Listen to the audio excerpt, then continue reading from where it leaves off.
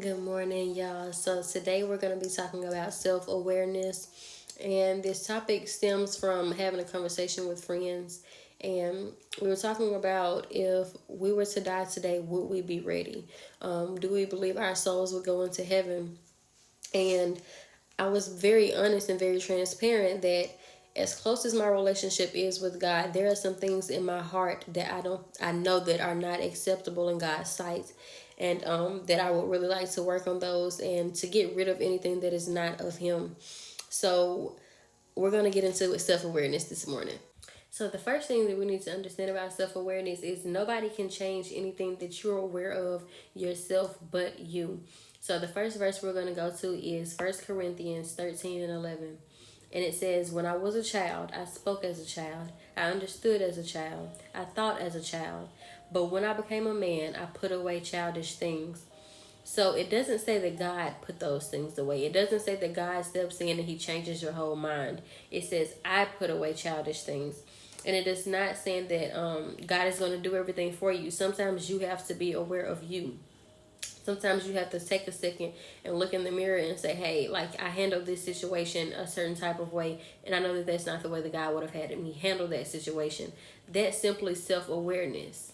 And the second verse we're all so familiar with is when Jesus is praying to God to basically take this cup from Him, take this crucifixion that He has to endure away from Him. So that's in Luke 22 and 42 and 43.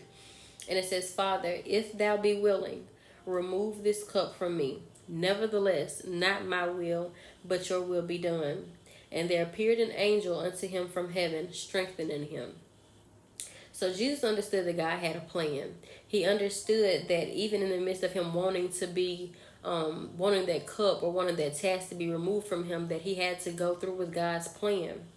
And he was able to give up his will for God's will even in that moment. And God didn't remove the cup. He didn't remove the task from him, but He sent an angel to strengthen him to get through it. And that perfectly ties in with the video that I made last week, saying ask for the right thing. Jesus was asking to come out, but He understood that it was God's will for him to stay in. So us as people, we're asking to come out, and Jesus is simply saying, I will not bring you out, but I will give you strength. I will give you patience to get through it. And that's where we have to ask for the right things. And this last verse is Hebrews 5, verses 12 through 14. And then it drops down to chapter 6, verse 1. And it says, "You have been believers so long now that you ought to be teaching others. Instead, you need someone to teach you again the basics of God's word. You are like babies who need milk and cannot eat solid food. For someone who lives on milk is still an infant and doesn't know how to do what is right. Solid food is for those who are mature, who through training have the skill to recognize the difference between right and wrong. So let us stop going over the basic teachings about Christ again and again. Let us go on instead and become mature in our understanding. Surely we don't need to start again with the fundamental importance of repenting from evil deeds and placing our faith in God." So we have been in church and we have been knowing the goodness of God personally too long to still be needing somebody to teach us the basics, such as self-awareness, to understand that our ways are not God's ways. So ultimately we're going to do the things that we want to do, and we know that our ways are not of God's ways. So for us to become self-aware is saying, hey, I submit my way to God's way. And I also wrote down that becoming self-aware is what helps and push you toward your growth and walk with God. All it takes is a decision from you to make up your mind that you're going to do God's things your way. You're going to trade your way for the ways of God. And this is how we trade our words. Things we say like, I've always been like this. This is just how I am. I can't help it.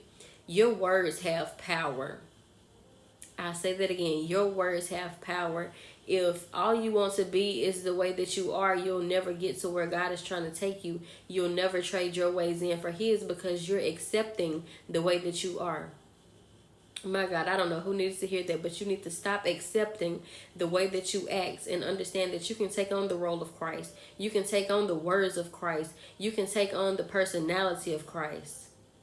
You don't have to act the way your mother used to act. You don't have to act the way your father used to act. You don't have to act the way that your siblings act.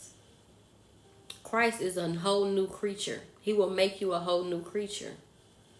So I want us to be aware, self-awareness, as to the things that we're saying. And I really want us to pay attention to when we say that I've always been like this. This is just how I am. And when God is asking you to trade your words for his words, trade your ways for his ways. I pray you guys take heed to this word and have a blessed day. I love y'all.